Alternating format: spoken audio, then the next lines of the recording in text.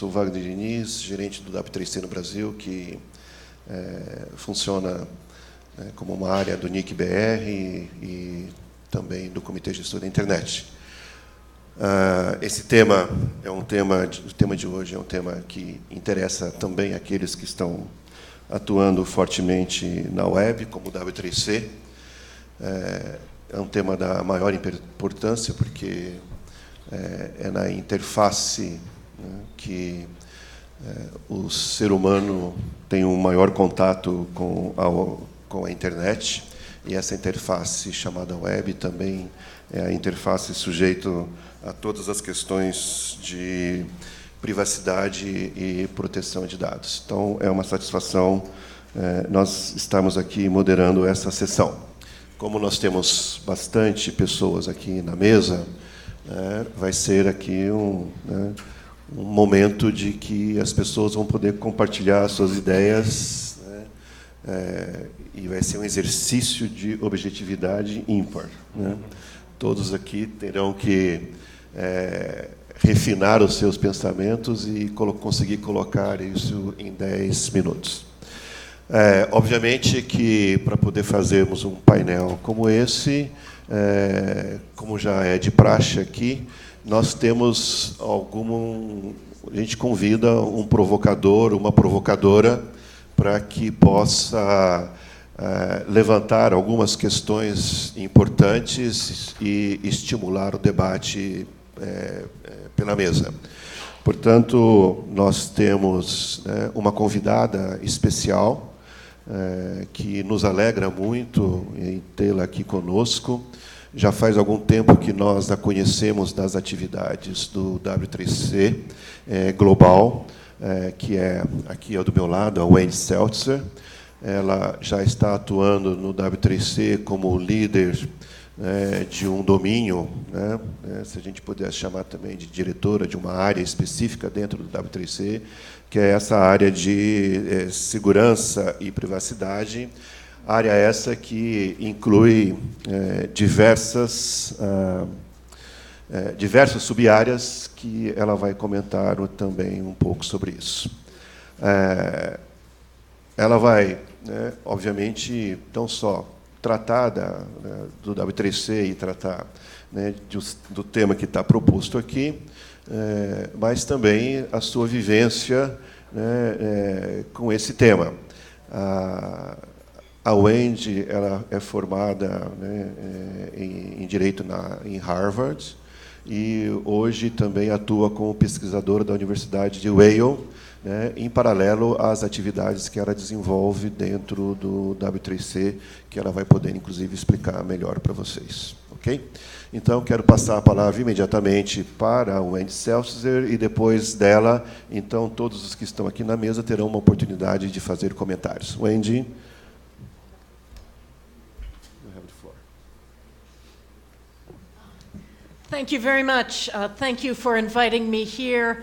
I apologize that I will be speaking in English. Não falo português.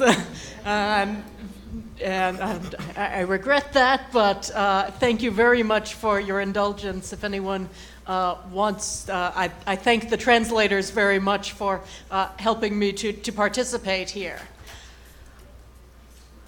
I want to share with you some thoughts about privacy, technology, and feedback. This is a mix of research ideas and direct experience from the technology work of the World Wide Web Consortium, where we work on technology standards, including for the protection of privacy. So how do we think about privacy? Well, one way might be starting from this American cartoon. We have met the enemy, and he is us. After all, who is it who invades our privacy but other people?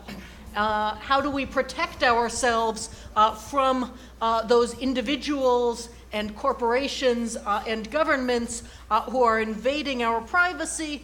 I think it has to be by understanding the information that we're sharing. How do we understand information sharing? It's often through technology, and it's often through a privacy outrage cycle. when technology and its interactions with society go wrong.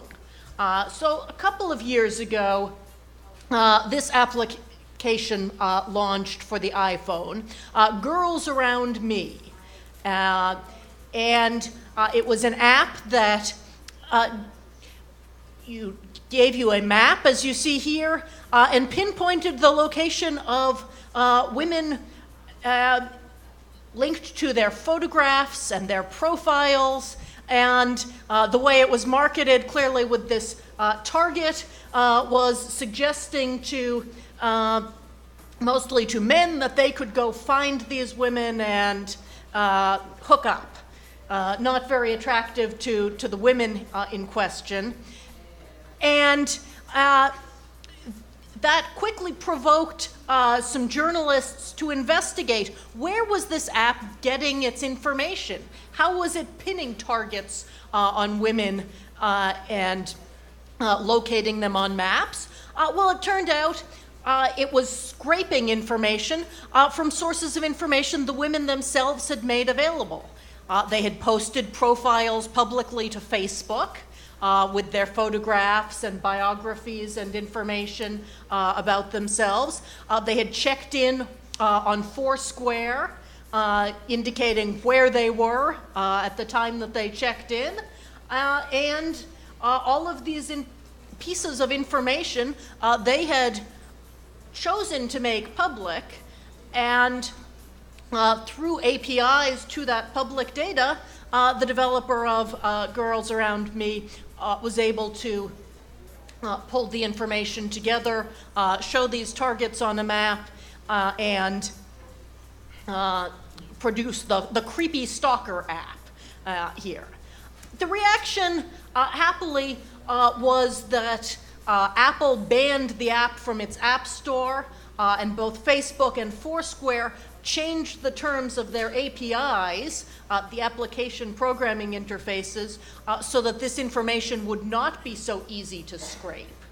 But the app itself, I think, served as a wake-up call, reminding us all that when we publish information, we can't control where it goes.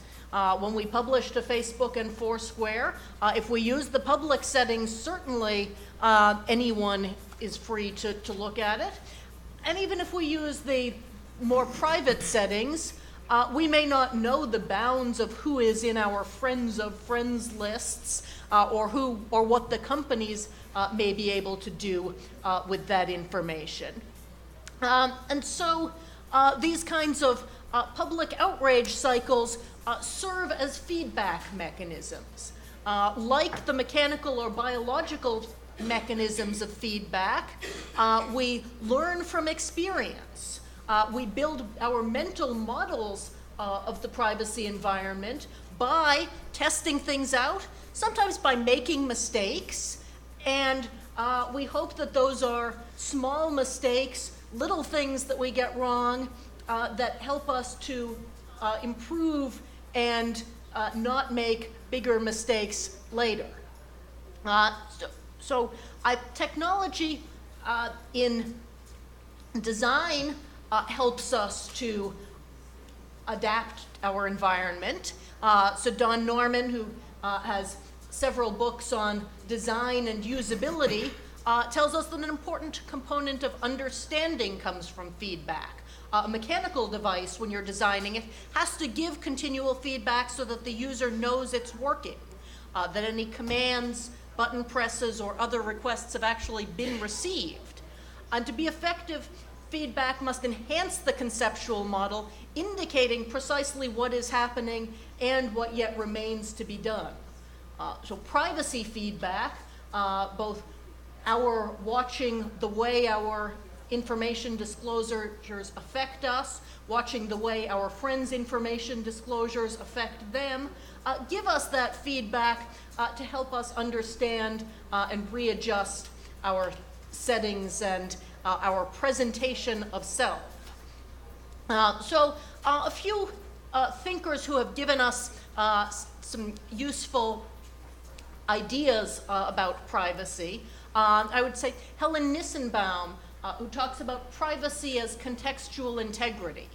Privacy, why do we care about privacy? Because we have different modes of interaction, and we want to be able to preserve our self-presentation in those different contexts. We feel our privacy has been violated when information we share with our doctor is available to a marketer to try to sell us different drugs or products. We feel information we share with a close friend we don't expect to see splashed across the front page of the newspaper. And Nissenbaum, in turn, takes some of those concepts from the sociologist Irving Goffman, who talks about the presentation of self, that in many contexts, we put on a face, we act, we choose how we present ourselves to our employers, to our friends, to our drinking buddies after work, and privacy and the boundaries between those contexts is an important piece of that self-presentation. So what happens, again, when some of those boundaries go wrong? How do we get feedback? A few years back, this photo of the drunken pirate teacher was everywhere because she had posted it to Facebook thinking that it was a group of friends who would see it.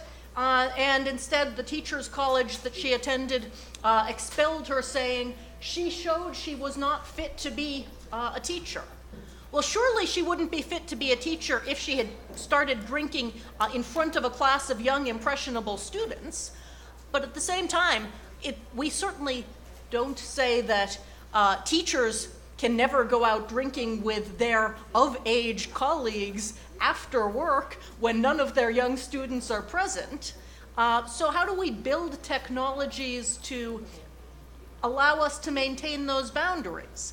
A group of CMU researchers have looked at Facebook regrets and found the reasons people regret things posted on Facebook, like the reasons we regret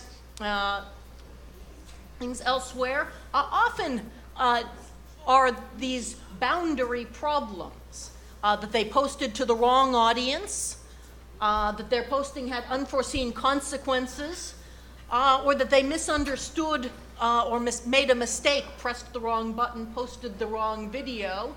And again, we hope that most people learn from their mistakes or learn from the mistakes of a few unfortunate celebrities like the drunken pirate teacher, so that we don't all have to repeat those experiences in order to control our own privacy better. We see, for example, that students applying to colleges in the United States, at least, are realizing that applications officers who are reviewing their applications look at social media. And so we see that teens are toning down their tweets, that they're no longer using profane language in their email addresses. What Dana Boyd calls social steganography. They're adopting nicknames or changing what they say so that it can still be understood by their friends. If they all change their nicknames and share that with friends, the friend circle can still see that Audrey Eyebrows is really that friend that they sit next to in high school math, but the college admission who's reading a transcript and searching for a matching Facebook profile won't see that what the kids are saying. So already technologies provide us some ways to control our private information. And it's important that they be transparent in that so that we can learn and correctly match our behavior to our intentions. The problems of privacy are further complicated because of these overlapping spheres of context. And it's not just in one place that we want or expect privacy, but we want privacy from our government as citizens to engage in democratic self-determination. We want to be able to form opinions without government watching every moment.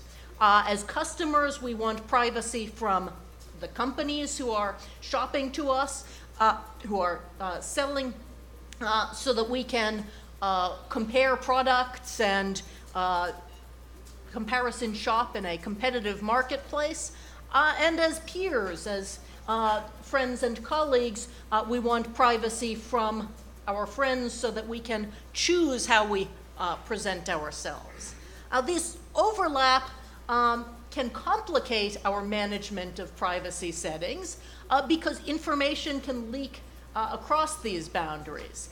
So one of the ways that happens, we learned from some of the Edward Snowden revelations. The NSA, the US National Security Agency, used Google cookies to pinpoint targets because Google cookies were set to enhance their advertising product's ability to track your online activity. Well, that tracker of commercial activity also serves as a tracker that government spy agencies can use to track activity that they deem interesting. Great, so how do we employ the tools that we have at hand to protect privacy in all of these scenarios? What are those tools? And I think we can think about regulation, self-regulation, and meta-regulation, multiple layers of privacy control. And one way I like to think about those is through the lens that Lawrence Lessig gives us in Code and Other Laws of Cyberspace. Lessig's key idea there was to note that there are multiple forces acting to constrain our actions. Law may be the one that we think of first when we hear regulation, but law is only one of those forces acting on us. We're also regulated by the market, how much things cost and how much we can afford in the marketplace. We're regulated by norms, how our peers perceive us and censure us or support us, and by the architecture or the code. So when we talk about technology, that code is very important. The code of Facebook sets lots of what we can and can't do with that platform. The code of Google cookies sets some of the parameters of what NSA can snoop on. And then there's a second layer of this interaction where each of these forces can in turn influence the others. So law can shape the price of goods in the marketplace, can constrain our norms, can constrain the architecture. Lawmakers and regulators can step in and tell Facebook, you must change your settings, you must disclose information more effectively to consumers, you must be truthful about your advertising, and those second level regulations can also reset our environments. So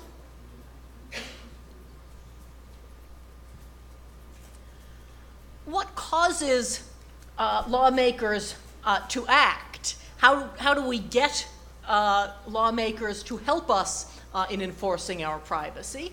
Sometimes it's by making the lawmakers themselves worried about their own privacy. So in the 1980s, in the United States, Ronald Reagan was president and nominated Judge Robert Bork to the Supreme Court. Bork was a conservative justice, and many people opposed his nomination.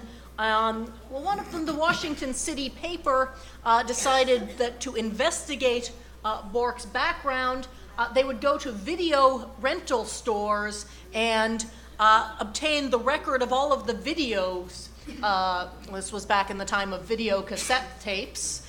They would obtain the list of video cassette tapes that Bork had rented. And the city paper published this list of video cassette rentals. None of them were very interesting. He hadn't taken out lots of pornographic videos.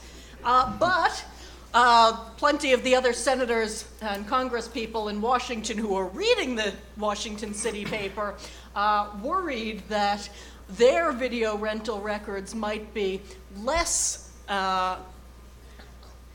newspaper printable if discovered.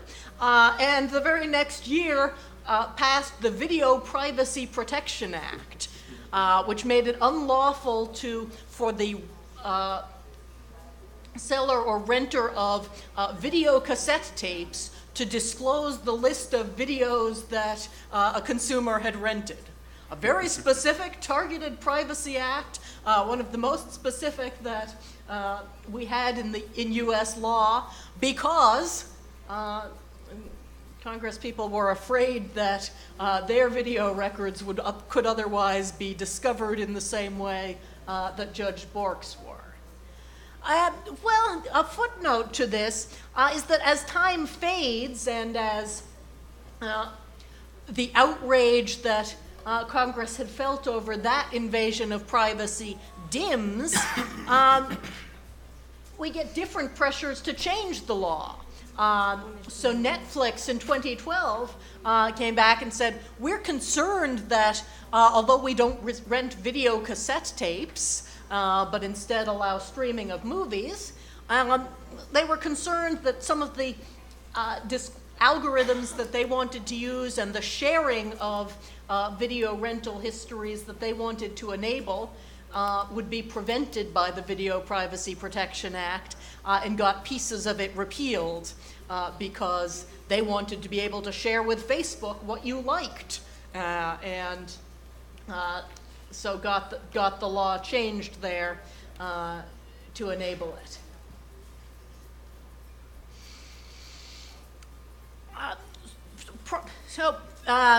Privacy matters to lots of people, particularly post-Snowden. Privacy was a concern for 83% of Brazilians. Said that privacy concerns increased in the past year. More concerned about their online privacy than a year ago. 62% of respondents in the United States felt that way. So as lawyers, technologists, regulators, and members of the public, we have to ask ourselves, what tools can we give people to improve the feedback mechanisms, to improve our opportunities for self-regulation as individuals, as companies, and to push back against government overreaching. Some of those tools are tools of transparency. So this is a screenshot from Mozilla's Lightbeam project that shows you all of the third-party trackers that are seeing information when you visit a website. And as you browse with this tool enabled, the graph grows, showing all of those parties who are watching your traffic. As more people become aware of this, one response could be a repeat of the outrage cycle. It could be, why are all of these people watching my internet traffic? Can I do something to block it? Or do I need to call upon regulators to help me block it? on a larger scale. And one way that W3C is looking at the issue is to try to help people who say, I want to do something about online tracking, to express that in a technically understandable way. So the Tracking Protection Working Group is standardizing the do not track signal in an HTTP header. That's the header that gets sent on every request that your web browser makes to a website. And the setting that through your web browser gives you the opportunity to tell websites, I do not want to be tracked. Well, that's one way that the technology could make it easier for a user to express privacy preferences. The next challenge is for sites to comply with that and to indicate what it means to comply with a do not track header. At the moment, because W3C is a voluntary standards organization, we work by consensus. We invite people to join us in reaching agreement on something that is acceptable to advertisers and publishers and browser makers, end users and privacy advocates all together. What can work for the ecosystem, and the goal is to say, if we can cooperatively build this, then we won't need to call upon the regulators, to call upon that second and third level of control. If we can't cooperatively agree, then it's quite possible that users will be outraged by the unexpected sharing of their information, and that particularly surprising uses of that information will make them call upon government assistance, and regulation might be less well tailored to the goals of all of these parties at once, and might be harder to live with than the voluntary agreement. So if we can bring all of the participants together to share ideas, to be transparent, to offer privacy protections, then we can reach, we hope, solutions that work for all of the parts of industry. Just because I like XKCD and I like this illustration of the arms race that we get into when we don't work cooperatively. This is a user frustrated by companies harvesting profiles for marketing, who decides to take his own action by typing his name as John. If you see this name in an ad, give the product a 1-star review, Smith. So fighting back against companies who borrowing profiles as endorsements of their products, taking it and renaming the profile to take action against it. So I hope we'll have better ways of protecting our privacy than giving ourselves funny surnames. And with that, I look forward to commentary, further discussion by the panelists, and questions from all of you.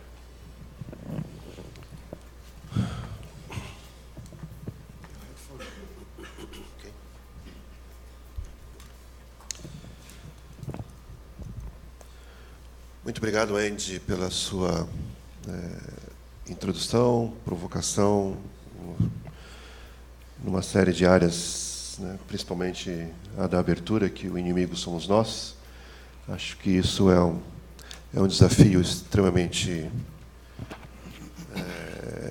provocante, né, diante de tantos monstros e fantasmas que nós vemos por aí, e nominamos, né, e muitas vezes esquecemos de olhar nós mesmos e o nosso prazer de expormos. Sobre o início da apresentação, a provocação que ela fez, acho que agora temos um momento de troca de experiências e, principalmente, de comentários sobre a exposição dela e acréscimos, né, que nós gostaríamos de ouvir de todos os convidados, né, dessa mesa. Aqui nós temos o Marcelo Marinelli, professor, a Laura Tresco, que é da Artigo 19, o Eric Yart, que vem a convite da ISOC, o Adriano Cancian, que é da Unesp, e o Pedro Ekman, da Intervozes. Acho que eu não esqueci ninguém, né, nessa relação. E gostaria, então, de começar os primeiros comentários para o Marcelo Marinelli, por favor.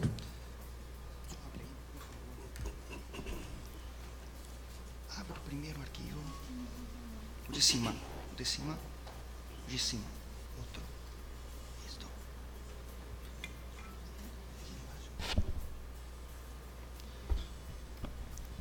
Eu sou assistente. Bom dia a todos. Antes de tudo, queria agradecer o convite aqui da CGI, da ANC. Um grande prazer estar aqui com os senhores hoje.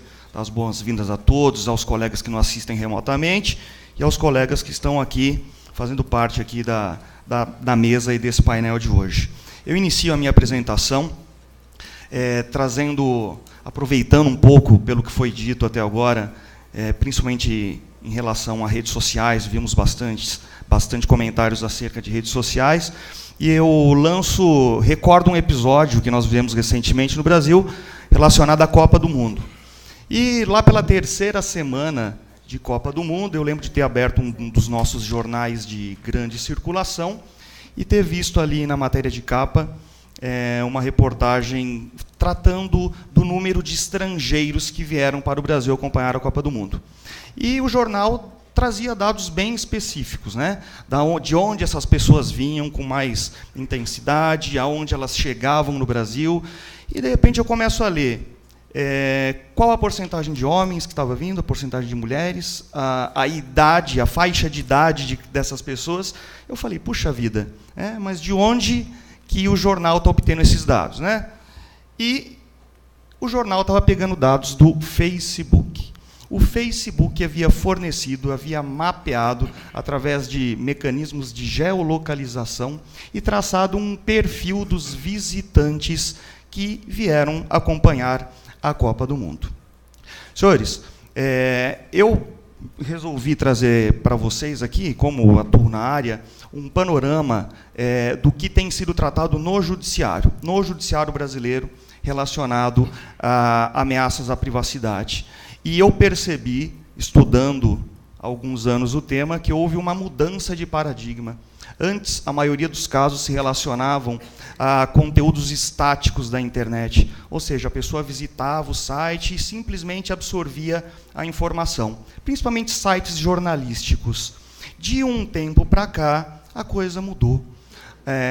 O que tem aparecido muito no judiciário são lesões à privacidade no âmbito das redes sociais virtuais, que permitem ao usuário sair dessa postura de passividade e participar ativamente na internet, seja postando conteúdo, seja compartilhando conteúdo, seja gostando de determinadas informações. Rapidamente, no que diz respeito a redes sociais, hoje, na internet, nós encontramos redes sociais para tudo, né? Eu destaco algumas aqui. Redes sociais que envolvem relacionamento social, como Facebook, Orkut, MySpace. Redes profissionais, como LinkedIn. Redes de compartilhamento de arquivos, sejam vídeos, sejam fotos.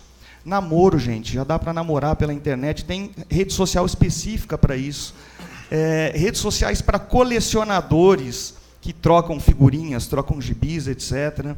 Material acadêmico. Eu entrei nesse site, aliás, é um site brasileiro, você encontra textos para TCC, textos para mestrado, acho que por isso que chama EBA, né? essa rede social.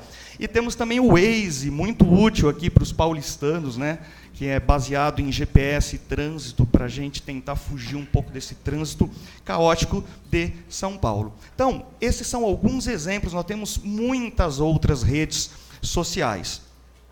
E, falando especificamente de redes sociais, que eu estudei bastante e hoje é a tônica no judiciário, eu destaco o que eu chamo de ameaças verticais, ou seja, ameaças que partem de cima para baixo, ou seja, dos provedores de conteúdo para o usuário. Eu destaco 3 principais. A primeira delas é a geolocalização, né? Eu convido os senhores depois a pegar o celular e digitar a palavra restaurante. Para mim, aparecem restaurantes de São Paulo e aparecem, inclusive, restaurantes perto de onde eu resido. Temos também a questão do data mining, que é essa coleção, né? As redes sociais estão nos observando. E não é apenas o que colocamos de conteúdo nas próprias redes sociais, mas me parece que até em função desse conceito de internet 2.0 que a gente vê por aí, as redes sociais conversam, entre aspas, com outros sites. Então, o que nós visitamos fora das redes sociais parece que chega ao conhecimento dessas redes sociais. O que me permite dizer com tranquilidade é que nós, frequentadores de redes sociais, Facebook e outras, não somos os clientes do Facebook. Nós somos o produto. É com base no nosso comportamento que o Facebook direciona o seu produto para quem realmente está interessado em comprar um espaço ou direcionar o seu marketing. E o assustador reconhecimento facial, né? Existem programas, existe a tecnologia de reconhecimento facial. Basta que uma foto seja postada numa rede social e esse programa consegue nos identificar dentro de um contexto, dentro de uma relação com outras pessoas, algo assustador e muito pouco se fala a respeito. No judiciário, encontramos algumas lesões à privacidade que são recorrentes, né? Eu cito aqui a divulgação não autorizada de informações. Hoje, até aproveitando o gancho da primeira exposição, o inimigo de fato somos nós. Nós que frequentamos a própria rede social, estamos aí lesionando a nossa própria privacidade e a privacidade alheia. Então, nós encontramos no judiciário hoje questões ligadas à divulgação não autorizada de informações, sejam fatos, sejam fotos, sejam vídeos. Nós temos visto uma crescente de cyberbullying envolvendo muitos jovens, né? Agora o bullying não está mais fechado nas escolas, né? O bullying agora chegou à internet, principalmente às redes sociais. O cyberstalking, que é semelhante ao cyberbullying, mas é uma perseguição, e está mais ligado a pessoas adultas. Então, recentemente eu estava vendo um caso de uma pessoa que terminou um relacionamento e passou a receber mensagens, 50, 80 mensagens por dia dessa pessoa que terminou com ela. Temos o revenge porn, né, gente? Gente que tem o hábito de trocar umas fotos sensuais com o companheiro, só que o relacionamento não dura, né? Acontece alguma coisa e, por vingança, esse ex-companheiro, ex-companheira decide expor a intimidade nas redes sociais. E o sexting, e essa moda do selfie, né? Muita gente tirando foto de si, fotos sensuais, e posta, né? Coloca para amigos em redes sociais. Gente, o que é colocado em redes sociais se perde o controle. Então, um problema grave também ligado aí a jovens. Temos também os falsos perfis. Muita gente utilizando rede social e utilizando um falso perfil para veicular essas informações, o que nos traz dificuldades, né? Porque precisamos identificar o autor dessas lesões. E fica difícil. Muitas vezes é possível identificar pelo IP, mas muitas vezes essa pessoa utiliza uma lan house, por exemplo. E a gente acaba ficando impossibilitado de reconhecer a autoria da lesão. O que o judiciário tem decidido em relação ao tema? Até mesmo antes do Marco Civil, da publicação, da vigência do Marco Civil, redes sociais não são responsáveis pela análise prévia do conteúdo postado pelos usuários.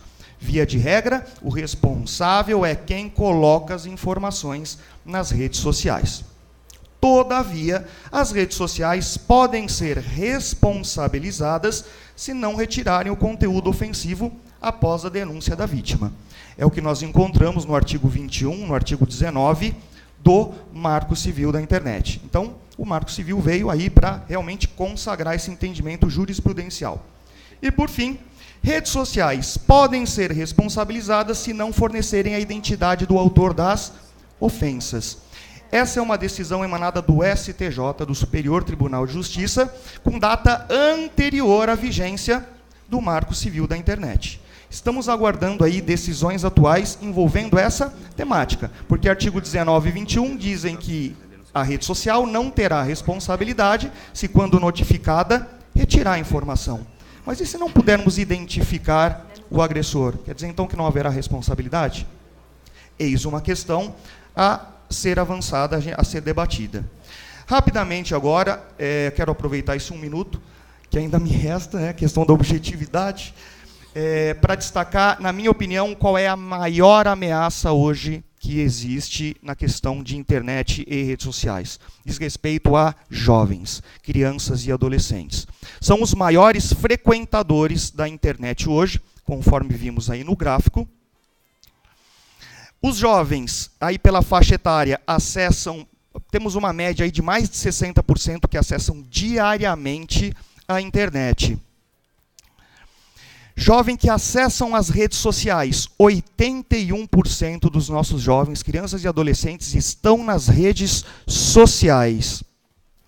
E mais da metade acessa todos os dias as redes sociais. Eu vou concluir mais 30 segundos. 42% dos jovens não sabem mudar as configurações de privacidade. Estão, portanto, sujeitos aí a severas ameaças. Qual é a atividade dos jovens? 68% assistem vídeos, quase 60% está postando conteúdo, 39% trocam mensagens instantâneas, 32% jogam games, online, e 28% postam a sua localização. Gente, 20% dos jovens entre 9 e 23 já receberam textos ou imagens sensuais e eróticas e 6% já enviaram mensagens contendo textos ou imagens sensuais. Para concluir, cyberbullying, 12% dos jovens entrevistados disseram que já sofreram cyberbullying e 35% conhecem pessoas próximas que sofreram. Portanto, eu concluo, nosso maior desafio é, identificar os usuários, aqueles que cometem esses atos nas redes sociais, e campanhas de educação. É fundamental que eduquemos os nossos jovens, nossas crianças e adolescentes, para um uso mais saudável das redes sociais. Muito obrigado. Muito obrigado, professor Marcelo Marinelli. Aos demais, tem aqui uma facilidade imensa para moderador, que é esse cronômetro que está aqui na frente, se vocês não perceberam ainda, esse pequeno cronômetro, ele ajuda muito o moderador não ter que ficar avisando do tempo. Então, temos mais 10 minutos agora. Gostaria de chamar a Laura Tresco, da Artigo 19, para fazer os seus comentários.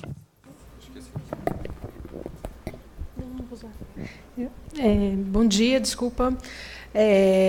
Não sou a Camila, como consta na programação, mas ela não pôde vir, mas ela é minha colega no artigo 19, mas eu estou muito contente de estar aqui com vocês hoje.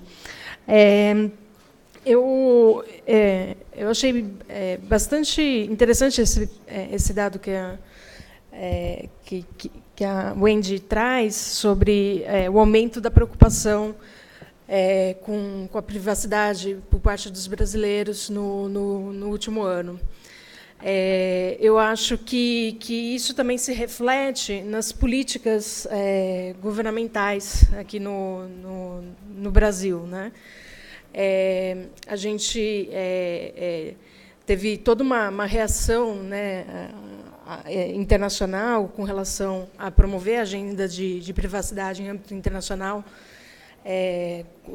por causa das revelações do Snowden, né? Então, a gente teve o discurso da presidenta, né? A gente propôs uma resolução na ONU sobre privacidade, e o Brasil tem promovido bastante essa pauta internacionalmente, né? E, ao mesmo tempo, nacionalmente, não foi criado nenhum órgão a mais, né, em torno desse tema, mas se aumentou muito o investimento nos órgãos que já existiam.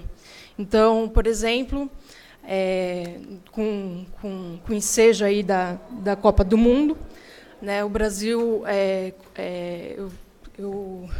bom, depois eu posso passar os números, mas o Brasil investiu cerca de 4 bilhões na compra de equipamentos de vigilância, né? E a gente da sociedade civil tinha ficado muito feliz, né, que a lei Azeredo não passou com as previsões de vigilância que a gente imaginava, né, mas, ao mesmo tempo, isso não nos livrou das ameaças de vigilantismo, né? E aí, nesse caso, é em nome da segurança nacional, né?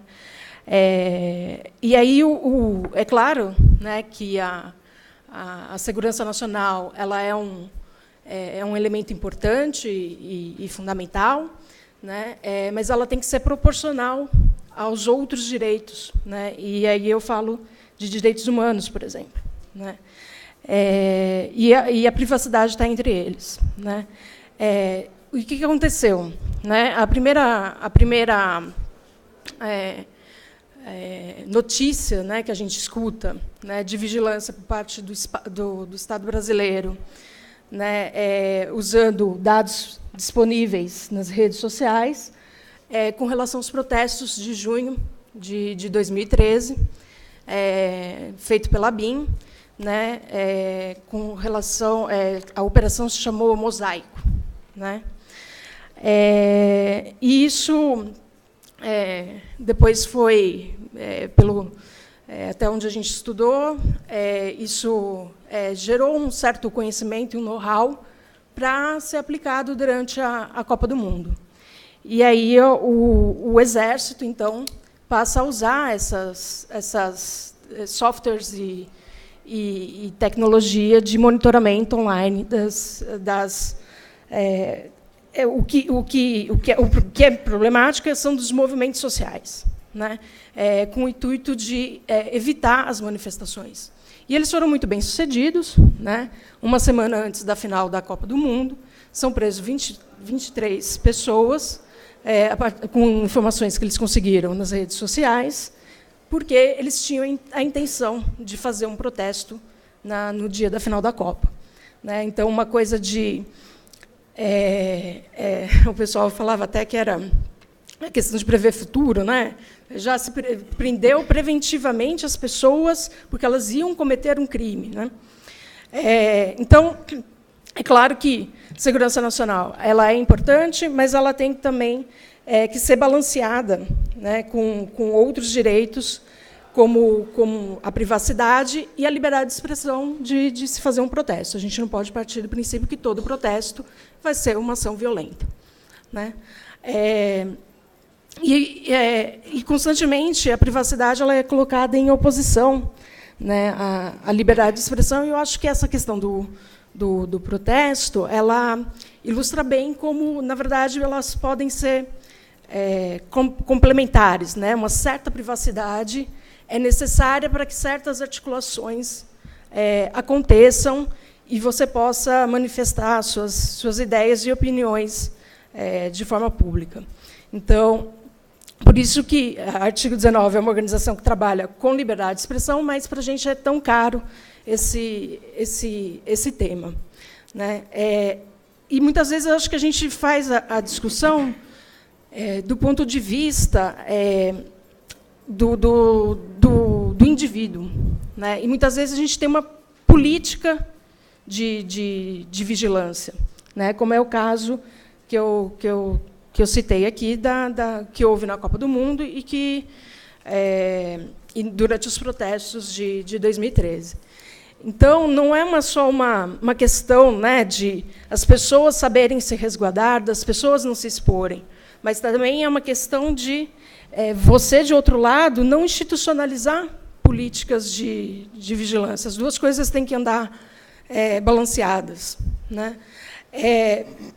Por isso, o marco regulatório, nesse sentido, é bastante importante, mas muitas das ações não passam somente pela discussão de leis, né? Como é o caso do exemplo que eu citei. São medidas simplesmente administrativas, são medidas simplesmente executivas, né? E que estão à margem, né, do marco jurídico legal. Então, eu acho que um dos desafios postos para nós é pensar também não só o marco regulatório, mas também as políticas que estão sendo implementadas. A gente fez, junto com parceiros, 47 pedidos de informações sobre essas políticas, né? Claro que é um tema muito sensível, né? Por se tratar de segurança nacional, mas ficou muito claro para a gente que assim, não existe nenhuma transparência com o cidadão, né, de quais são os parâmetros, né, de uma coisa ou outra, né? E não me parece que vigiar, né, movimentos sociais seja um parâmetro diretamente relacionado automaticamente relacionado à segurança nacional, né? Enfim, esse era um dos aspectos que eu gostaria de levantar. Então, as consequências do que a gente expõe, a Wendy falou de algumas consequências, né, para a pessoa do que acontece. Então, as consequências não são só de ordem privada, elas também são de ordem social, né? Você pode parar numa movimentação social a partir das informações que você recolhe online, né? Eu ia comentar do marco jurídico que a gente deve enfrentar o debate muito em breve, esperamos, né? Mas aí eu deixo para o meu colega Pedro, eu acho que ele deve comentar a respeito disso. Eu só queria pontuar que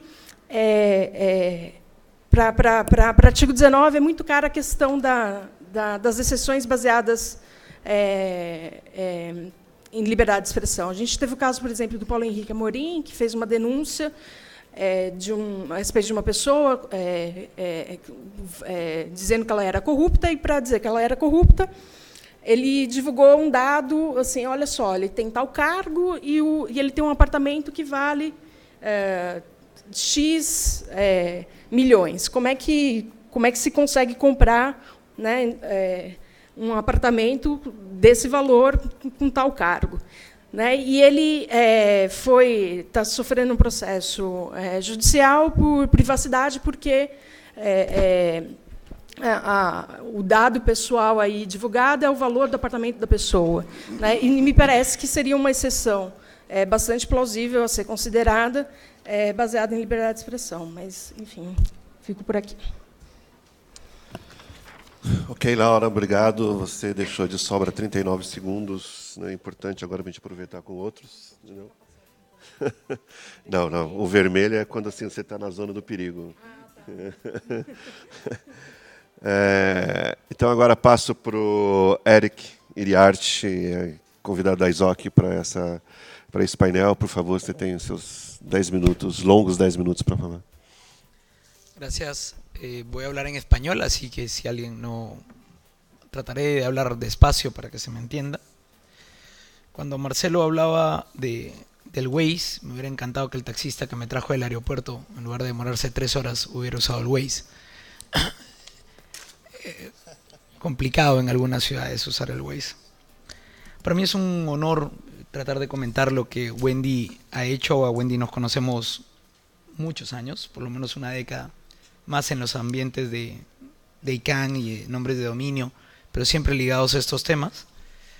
Desde ya les digo que comparto su visión de Wendy, lo cual me parece muy raro porque normalmente siempre hemos discrepado, hemos estado en lugares separados en las posiciones, pero el argumento básico de su exposición de que la responsabilidad, y estamos hablando de eso como clave, está en nosotros como usuarios, es clave de entender. Pero también hay responsabilidades compartidas por otros actores. La responsabilidad del Estado, en primer lugar, es la de educar y desde la formación básica de las escuelas irle brindando herramientas y habilidades a las personas, a los menores, para que puedan defenderse. Pero también hay responsabilidad de los padres, no solamente decir es tarea de la escuela, también educarlos en darles información para toma de decisiones. Yo soy padre de una niña de 15 años, con lo cual es complejo tratar de ponerle algunas barreras a ciertas edades, pero sin duda es parte de nuestras labores. Y el sector privado también tiene que entender de que en tiempos de Big Data, donde necesitamos generar perfiles y data mining permanente, no podemos ir más allá de lo que el usuario libremente nos brinda, y si requerimos más, tenemos que solicitarlo y que el usuario libremente nos lo dé, porque de eso se trata.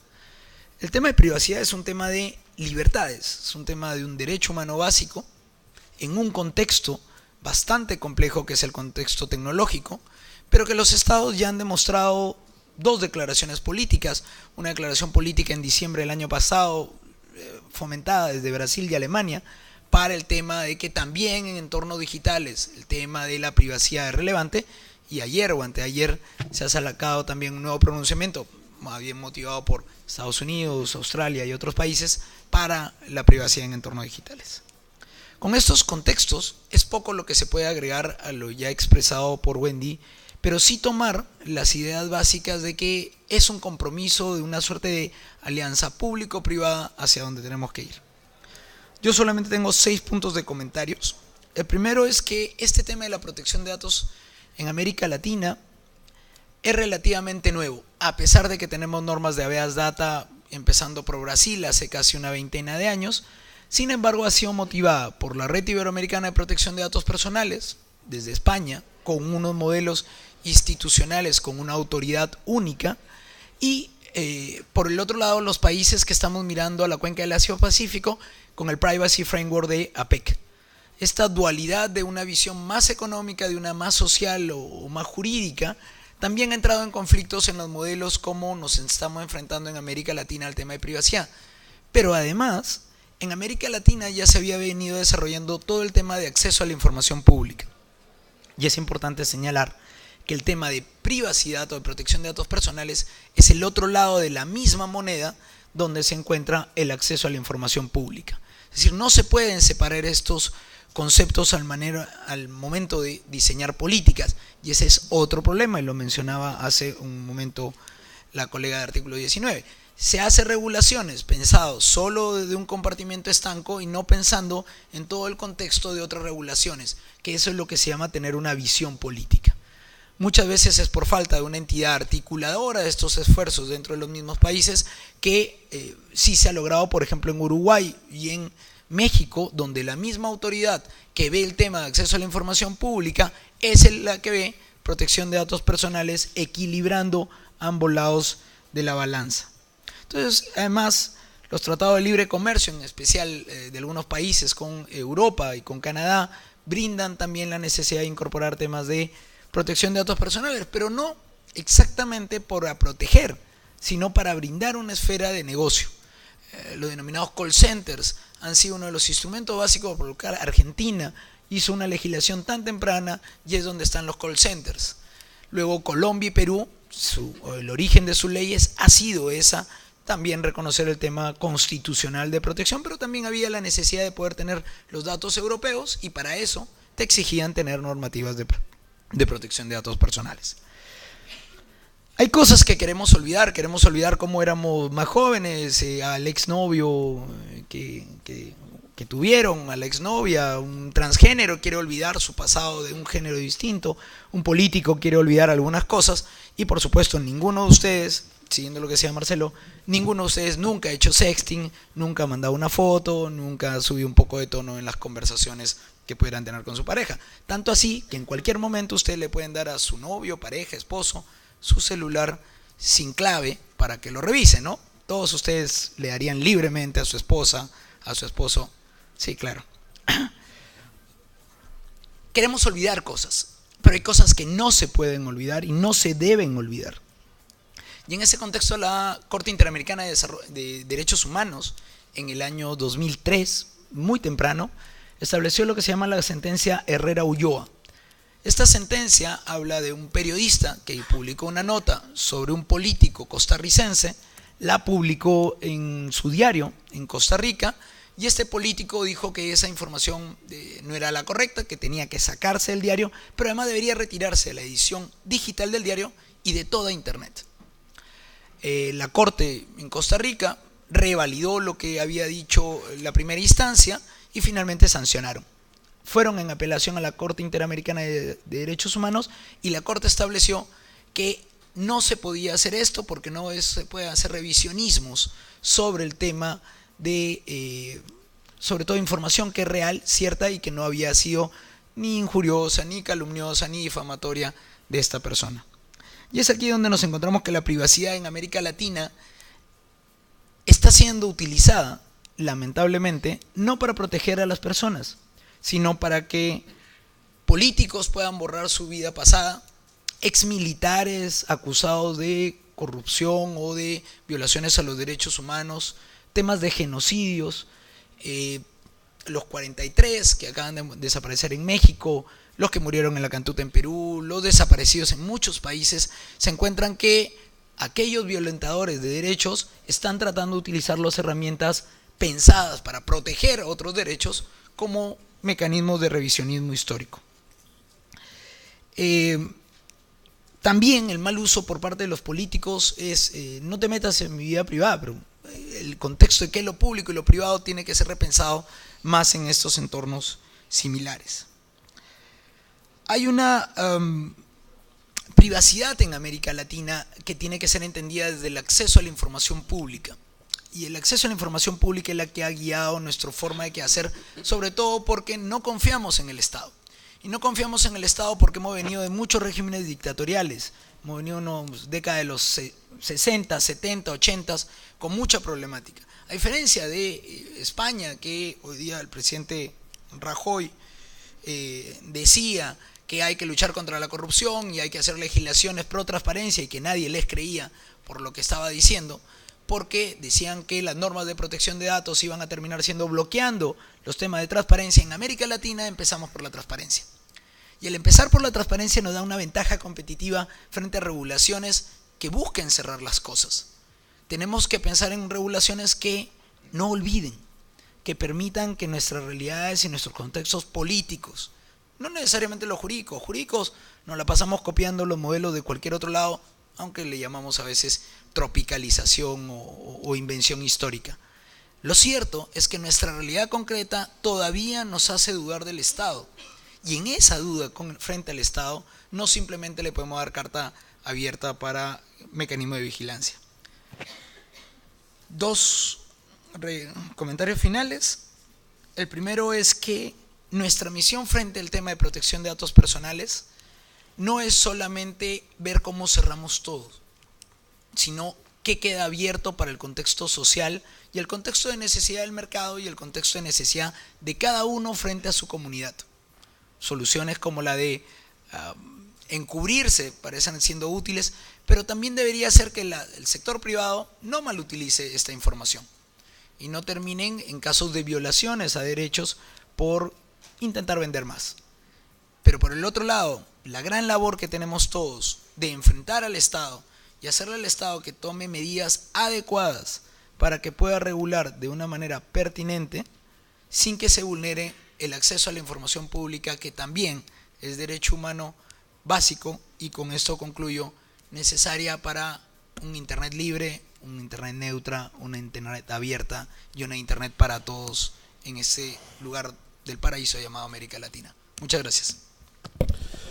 Muito obrigado, Érica Yart, pela sua apresentação dentro do tempo preciso. E agora vamos para os longos 10 minutos do Adriano Cancian, da Unesp. Obrigado. Gostaria de agradecer à doutora Kelly Angelini pelo gentil convite, pela participação. Parabéns pelo evento, pela organização. Muito obrigado. Eu gostaria de começar parabenizando a professora Wendy, assim, pela brilhante apresentação, e como ela praticamente disse tudo que eu gostaria de dizer. Eu vou procurar fazer o que a Kelly me pediu, que foi um contraponto com relação às questões técnicas e tecnológicas que envolvem a privacidade e o direito das pessoas na internet de forma geral. Bom, brevemente, meu nome é Adriano Cancian, a maioria de vocês talvez não me conheça, eu sou mais conhecido na sala do lado, no GTER. Eu coordeno o Grupo de Trabalho de Segurança do Comitê Gestor da Internet no Brasil, acho que desde 1997. E sou pesquisador da área de segurança. Eu tenho um laboratório de segurança que é o Acme Computer Security Research, que fica na Unesp, Universidade Estadual Paulista, São José do Rio Preto. Foi fundado em 1995. Então nós temos aí quase 20 anos de desenvolvimento de pesquisa em segurança da informação. E nossa área de pesquisa principal é segurança de grandes infraestruturas de rede. Então eu tenho lá meus alunos de mestrado, doutorado, e a gente lida com essas questões todos os dias e agora de forma mais intensiva com relação à privacidade e essas questões que estão muito envolvidas com as questões legais. Então eu gostaria de retomar um ponto que a professora Wendy cita, onde ela muito bem coloca o livro do Lawrence, que é o Code and the Other Laws of Cyberspace, que para a gente é praticamente uma bíblia com relação ao os rumos que a gente deve tomar e olhar, né? E esse livro ele cita grandes forças de modulação da tecnologia de forma geral. Ele cita lá o mercado, as pessoas de forma geral, ela cita as leis, ela cita as normas, regulamentos e ela cita a parte técnica e a parte de arquitetura dos sistemas. Bom, de forma geral, a parte técnica, a parte de arquitetura dos sistemas é o que menos interessa nisso tudo. Na verdade, quem molda as coisas técnicas é o mercado. E as leis. As leis nos países que respeitam as leis, obviamente, que não é o nosso caso, né? Mas a gente espera que um dia isso aconteça, então eu vou falar um pouco mais do mercado. Ocorre que eu vou defender uma posição que eu ouvi do Demi Gates, né, que é o presidente do NIC-BR, uma vez que ele costuma dizer o seguinte, ele costuma dizer isso em várias oportunidades, que os problemas que a internet cria, a própria internet resolve. Então, essa mudança de mercado que tem acontecido, principalmente com os fatos que todos conhecem aí nos últimos 2 anos, praticamente, né, eles estão modulando o mercado. Esses problemas que foram criados pela internet estão sendo resolvidos em grande parte pela internet. O que tem acontecido? Eu advogo que 2015 será o ano das killing applications de privacidade. E o mercado dá sinais muito claros a respeito disso. Eu poderia citar brevemente, por exemplo, algumas aplicações que apareceram nesse ano de 2014 que estão modulando as questões e que têm privacidade como foco principal daquilo que elas estão fazendo. Eu poderia citar, por exemplo, o Wiper, né, que é um aplicativo aí que teve uma explosão e um grande investimento, que vem basicamente de ouvir o mercado, porque o mercado dizia que não queria que os dados das pessoas que usam, fossem armazenados nos servidores das empresas e que os usuários tivessem controle sobre o que era armazenado nesses servidores, ou seja, que eles pudessem dizer para a aplicação, falar, não quero que vocês guardem nada dessas aplicações, ou que vocês registrem nada, ou que eu possa apagar ou remover uma apresentação. Então o Wiper é uma aplicação que eu chamo de uma killing application, que principalmente com relação ao Oriente Médio, onde há uma grande preocupação com o que se divulga principalmente de vídeo, né, que pode se tornar realmente uma killing application, dependendo do que o cara divulgar, né, porque isso as pessoas costumam ter um mau hábito de enforcar os outros que divulgam coisas que não deveriam divulgar. Então, isso tem tido uma aplicação extremamente grande da parte dos usuários. Então, essa questão da privacidade está começando a aparecer no núcleo do que vem sendo feito.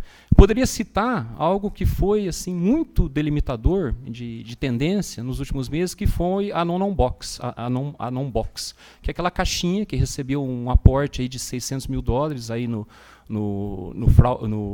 FundCrowd, né, que é um roteador, um pequeno roteador doméstico, que a ideia dele ia ser um roteador Tor, ou seja, criptografar e cifrar e usar anonimidade para tudo que você faz na sua rede doméstica. Então isso aí, a gente observou assim, uma arrecadação de $600 mil, acho que em 48 horas, se eu não me engano. E aí eles foram bloqueados porque isso violava as políticas lá do recebimento de fundos da FundCrowd. Então, essas aplicações, elas têm como coisa principal a privacidade. E a gente está vendo isso acontecer. Outro exemplo disso, e os senhores e as senhoras devem ter recebido aí ontem ou anteontem, é uma mudança drástica como o Facebook está encarando as questões de privacidade. O Facebook anuncia que ele vai passar um maior controle para o usuário e vai começar a alertar o usuário de forma mais clara a respeito de questões que envolvem a privacidade dele, do que ele posta, né? É claro que o Facebook não vai parar de vender as informações, nem manipular as informações, porque isso é o que ele foi contratado para fazer. Quando a pessoa assina o contrato dos termos de uso, está muito claro lá nos termos de uso que o Facebook pode fazer isso. Então, o Facebook faz aquilo que ele foi contratado para fazer.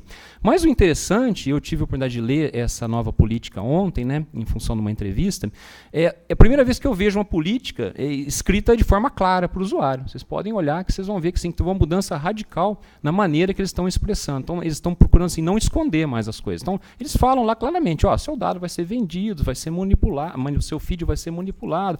Então, assim, por mais restrições que eu tenho, essas questões de privacidade em rede social, está ficando mais claro. Então, assim, tem uma preocupação com relação a isso.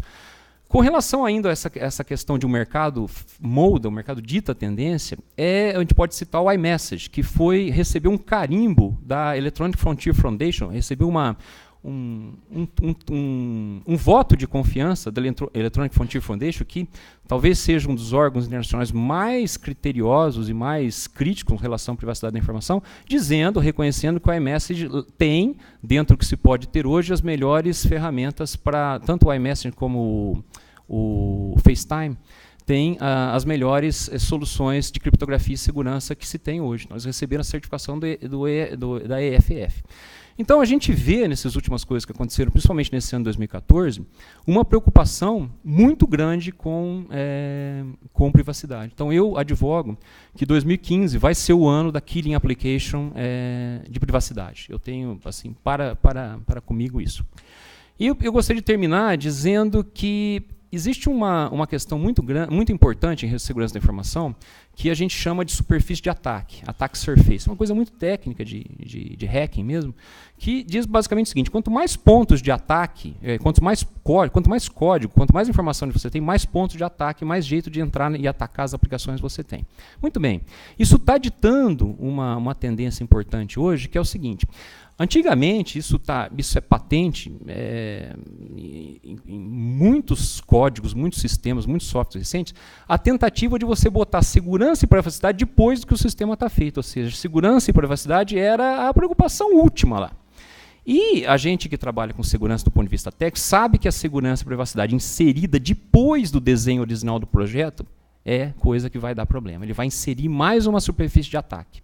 Então, não se faz mais isso hoje. Então, nós estamos vendo hoje essas aplicações como essa que eu citei, e outras que vocês podem citar e conhecer aí, que o desenho de segurança e de privacidade está fazendo parte do desenho original do sistema, da concepção de desenho original.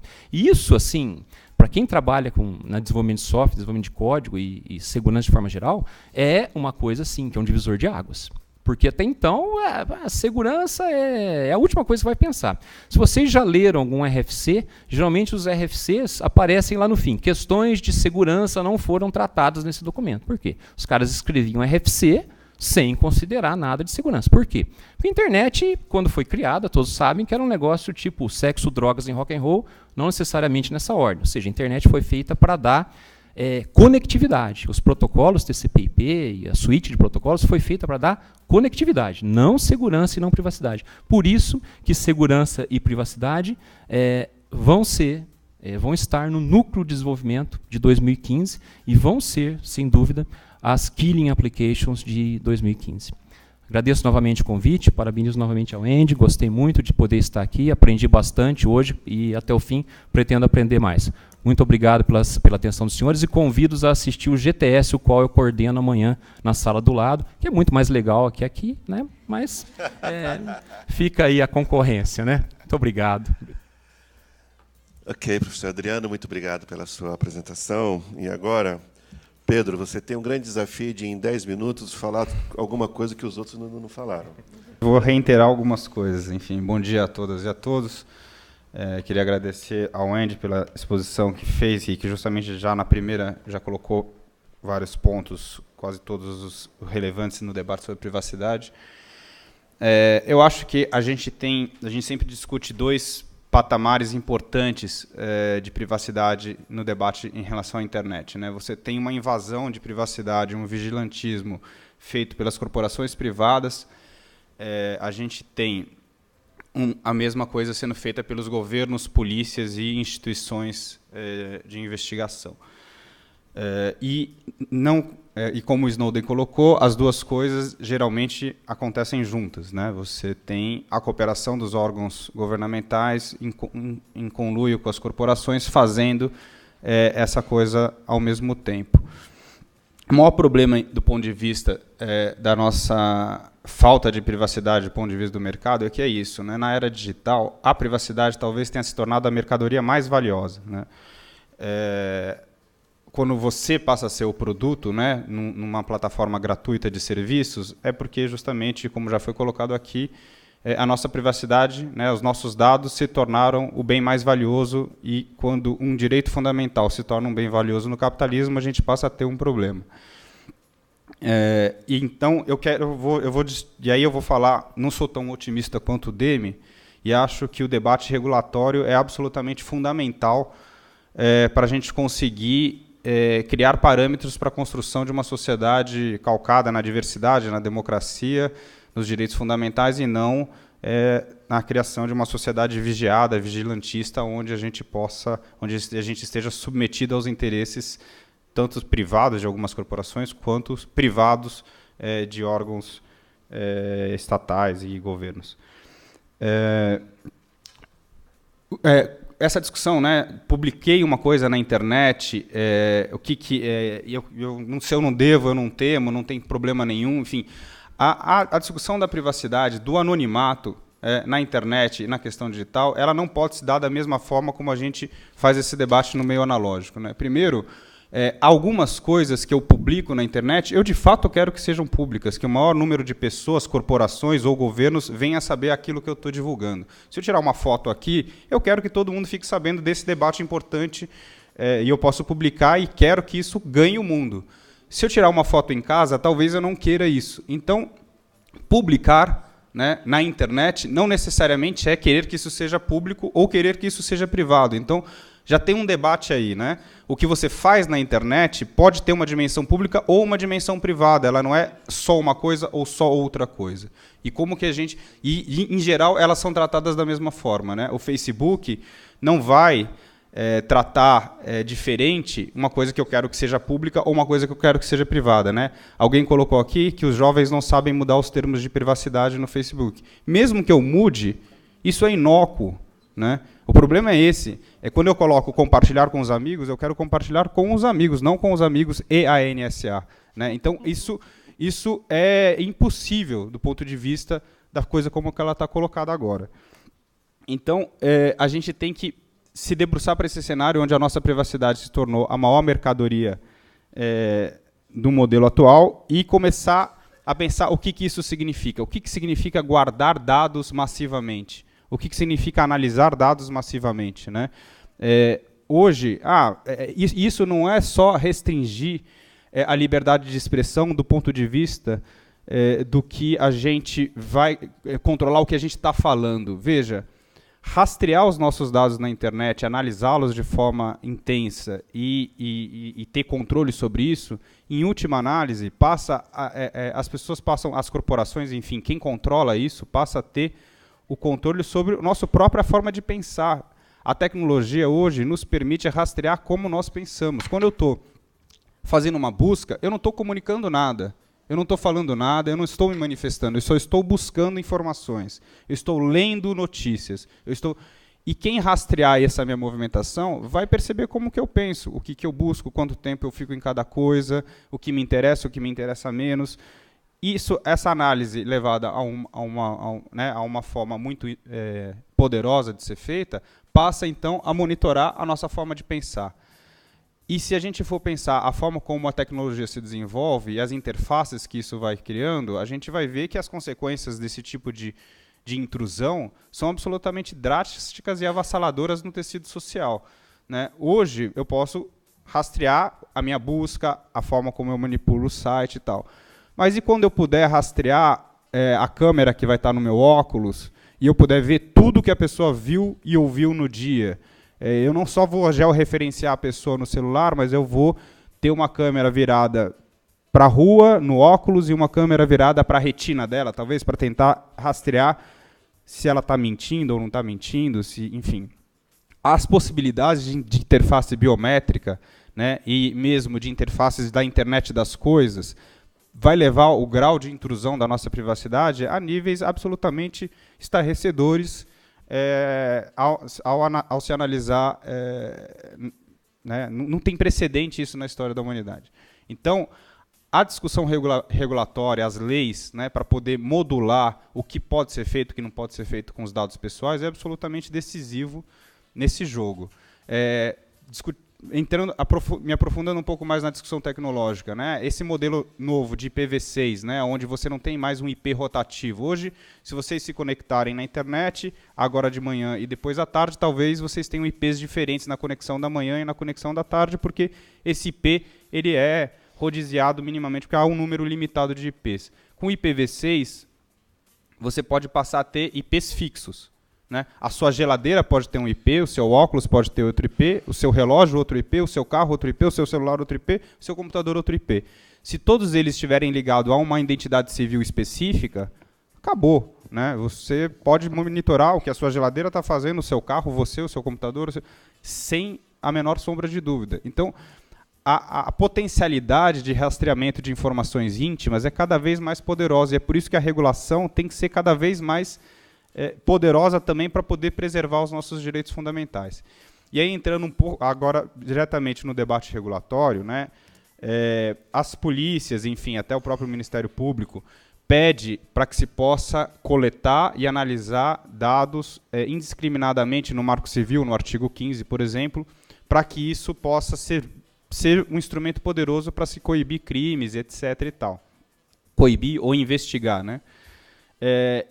A gente entende isso como um revés muito grande, né, da lei, que é fundamental, o Marco Civil da Internet, que foi conquistado a duras penas, mas o artigo 15 especificamente, que obriga a coleta de dados e o armazenamento disso por 6 meses a fins de investigação policial, a gente entende que esse é um mecanismo absolutamente complicado do ponto de vista da privacidade, porque você passou a coletar dados massivamente da sociedade inteira, para que se alguém em algum dia passar a cometer um crime, você ter como investigar.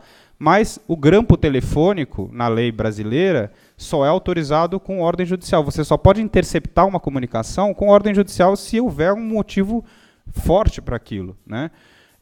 E na lei digital, digamos assim, né, o grampo digital, ele foi obrigado indiscriminadamente, não é nem autorizado. A lei obriga que as empresas coletem todos os dados dos usuários nas suas aplicações e armazenem por 6 meses a fim de investigação policial. É um problema. A lei também obriga que esses dados só podem ser acessados com ordem judicial, pelo menos isso.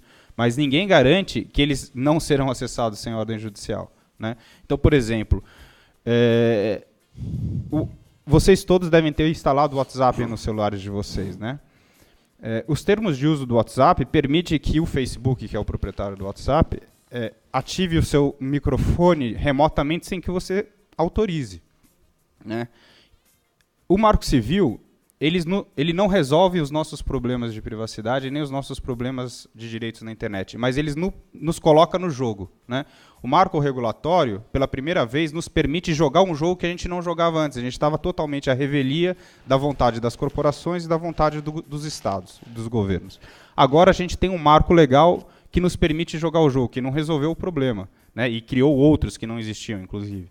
Mas ele nos permite jogar o jogo. Então, agora eu tenho um instrumento legal para dizer que o WhatsApp, esse termos de uso do WhatsApp é absolutamente ilegal no Brasil, se o Marco Civil diz que o fluxo de comunicação privada é inviolável. Então ele não pode interceptar o meu microfone a hora que ele quiser, ligar e ouvir o que eu estiver conversando em qualquer momento, mesmo que eu não esteja falando ao telefone. Ele pode ter ligado agora e pode estar ouvindo o que eu estou falando e eu não estou falando no telefone, né? Essa interceptação de comunicação privada é ilegal pelo Marco Civil, e não era ilegal até o Marco Civil. Isso, de fato, podia ser feito sem qualquer problema. No Brasil, agora, isso não pode mais ser feito. E não significa que o WhatsApp não esteja fazendo, né? Então, a gente precisa, agora, concluindo, acionar a justiça, enfim, fazer a lei ser operada em várias questões, a neutralidade de rede, a mesma coisa, enfim. Então, a minha fala ela é no sentido de reforçar a importância, nesse jogo todo, né, que foi exposto, normas, leis, mercado, etc., de um marco regulatório que consiga defender os direitos fundamentais dos interesses privados, sejam eles de governos, sejam eles de corporações. Obrigado. Ok, muito obrigado a todos os painelistas. Uma salva de palmas para todos eles, por favor, pela colaboração, contribuição, brilhantes.